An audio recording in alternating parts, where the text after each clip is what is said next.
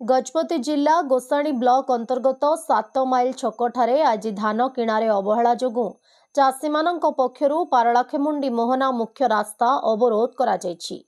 धान मंडी खोलिबा परे चाषींक प्रति प्रत्येक क्षेत्र में अवहेला करिबा जोगु एही विरोध प्रदर्शन करा जायथिबा चाषी माने कहिसंती। विशेष भावे जिले में अदिनिया वर्षा ता संगकु धान फसल नष्ट हेबा विलंबरे धान मंडी खोलिबा एहा परे प्रशासनिक प्रतिश्रुति मिथ्या हेबा आदि विषय को नहीं एही रास्ता अवरोध करा जायछि, जहा फलरे बहु घंटा जाए ट्रैफिक समस्या देखा जायथिला। घटनास्थल में पुलिस एसडीपीओ जिला जोगाण अधिकारी पारला तहसीलदार एवं अधिकारी माने पहुंची चाषी मानंकु बुझासुझा करथिले। चाषींक विभिन्न समस्या गुड़िक नहीं यथाशीघ्र ताहार समाधान करने प्रतिश्रुति पाइला परे रास्ता अवरोध हटिथिला, जहाँकि आज सकाळ 10टा ठारू प्राय 2टा जाए एही विरोध प्रदर्शन चालुथिला। दामोदर मो गाँव हूँ बाड़ीपुर आमर पंचायत मत्स्यपुर ब्लॉक गोसाणी गजपति जिला आम चाषी संगठन गोटे पिलाटे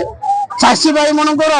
आज की प्राय 15-20 दिन है जो दिन वर्षा जड़ी तूफान है तूफान बोलते आज पर्यंत गवर्नमेंट मीटिंग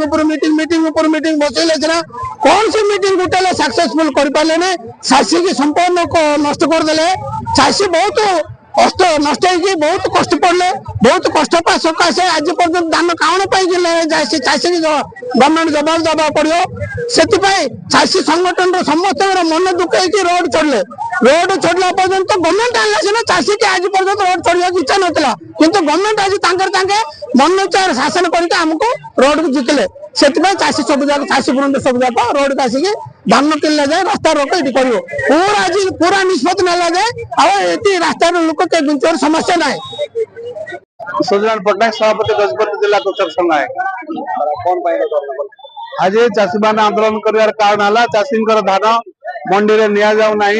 जो अव्यवस्था गत दिन मानक मंडी में चाषी धान नि मंडी आरंभ हो सप्ताह 10 दिन है आज पर्यंत चाषी धान जाऊ नहीं चाषी बहुत असुविधार सम्मुखीन होची। जो असुविधा बर्तमान पर्यंत टोकन दि टोकन अवधि आरंभ हो सारा किंतु धान नि जाऊनी ए परिप्रेक्षी में जिला प्रशासन को गुहारी करने सत्वे चाषी धान न जीवार चाषी आज आक्रोश शिकार हो बाध्य से राजरास्ता को ओह्लैवा को बाध्य चाषी से आज जिला प्रशासन आगे गुहारी कर शीघ्र शीघ्र चाषी धान नापी व्यवस्था करूँ मंडी कटनी छटनी में मंडी में धान जावाई व्यवस्था करूँ। गजपति टिकिलिमांग रिपोर्ट ओडिशा हाइलाइट समाचार।